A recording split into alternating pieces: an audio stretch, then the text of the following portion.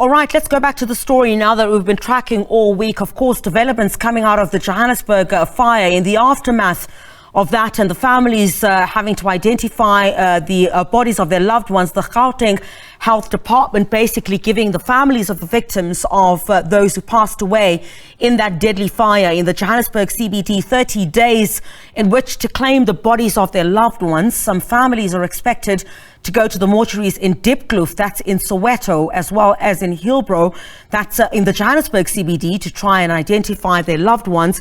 The death toll now standing at 78. We spoke a little bit earlier on to SABC News reporter Hasina Gori just before she went out. She is now at the Diepkloof mortuary and joins us now live. Hasina, thank you very much indeed for your time. Absolutely devastating. In the aftermath of all of this, these families need to go and identify. Griselda, I'm not sure if I can hear you correctly, but we are once again at the Diepkloof Forensic Pathology Services this morning. We've just arrived here and we've seen a few families gathering at this site. I'm going to try and ask Shlomo to see if he can pan for you into the area. We are not allowed inside this area, but families have begun gathering there, hoping and being taken into the center by the pathology services here. We know that they've been offered and given first counseling services to ensure that they are really warned at what they might find when they do go into that mortuary and try and identify their families. We've been told that more than 60 of those 76 have been burnt beyond recognition. That means that it might be almost impossible to actually identify any parts of that body. We're also told there were like some of the deceased are just limbs of theirs that were found. So they are being given counseling to ensure that the families are prepared for what they might have to endure when they do try, and bring that closure and collect the remains of their families and their loved ones. There's also DNA testing that is being done here at this facility of the families so that it can be linked to the DNA of the deceased, which is being taken and it's being done at the Hillbrow Forensic Services. Those bodies are then transported from that facility to this Forensic Pathology Services, and then it will be able to be released to the family. We know that they are still waiting. I spoke with one family member yesterday late in the evening. Taboho Mpui had told me he had managed to finally be told by the services that his brother, the body has been is here in the facilities, but they've been told that only on Monday will they know when they would be able to collect their deceased and loved ones. But I want to bring in the SABC Foundation,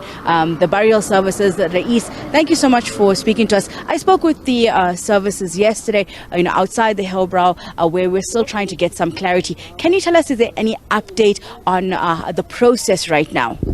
Okay, right now a few bodies have been identified by the families. Currently there's just a bit of paperwork that needs to be completed. We're waiting on that.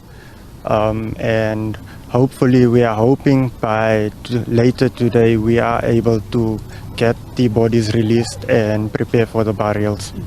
Your services are specifically for those deceased that are of Muslim faith and have burial rights within a specific time. Am I correct? Yes, that is correct. Do we have a number yet of how many of the deceased are of Muslim faith? No, not as yet. We're not able to give out any numbers at this moment. What is the process that your services are currently putting into place to help and assist those families whose loved ones have been lost, but also are displaced as well? Currently, I can only speak from a burial perspective. What we've arranged for is the transportation of the family members to the embassy so that they can go and arrange the necessary paperwork, and then for them to come back here and then finalize the releasing of the deceased bodies.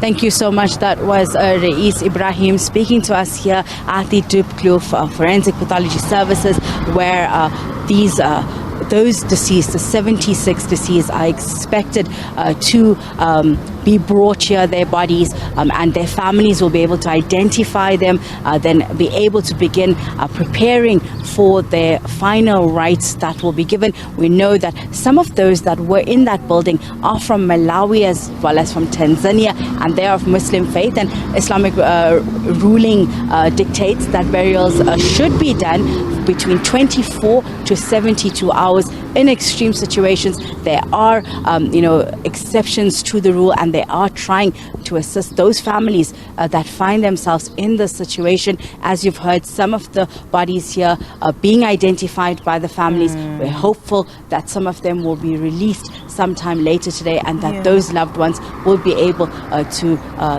mourn and lay their loved ones to rest. Criselda will keep you updated throughout the day as the story unfolds. Maybe speak to some families. As you saw, they were inside the building, so once they come out and have completed the necessary paperwork that they need to do and the work that needs to be done, and ensuring they identify the correct family members and ensure that they give those DNA as well as other documentation that may be needed, we will try and grab them and speak to them, and hopefully find out from them how they are faring and what are the information that they're receiving from authorities. And I'm sure we'll also hear from the MEC of Gauteng Health. They usually give us an update at midday daily, so hopefully getting an update on if there are any more numbers of fatalities, whether or not there are still those that are in hospital, how they are coping as well. But also when it comes to the DNA testing that's being done, we know that there's been issues in the past of a backlog, and whether or not we will see any delays and what is the way forward from here. But for now, let me return back to you in studio. Hasina, I'm not sure if you can still hear me at this point. Our technical teams are telling us that there's a bit of a delay, but of course there had been confusion a bit earlier on. You did indicate from these families about where they needed to go. I see that you did show us some of the families that are actually at the Diepkloof. All right, it doesn't seem like Hasina can hear me at this particular time, but thank you very much indeed to her outside the Diepkloof mortuary there.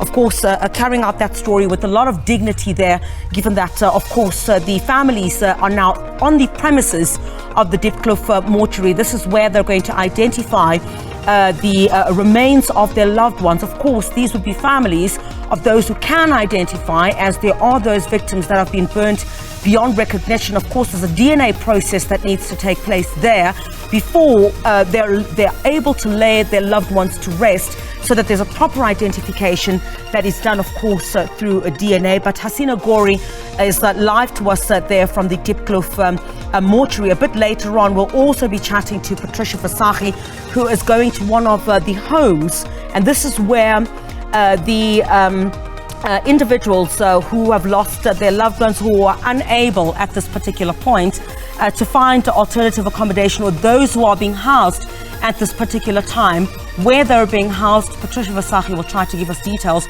of where they're being housed, how are they being housed, and perhaps let's get a sense from them on what the way forward will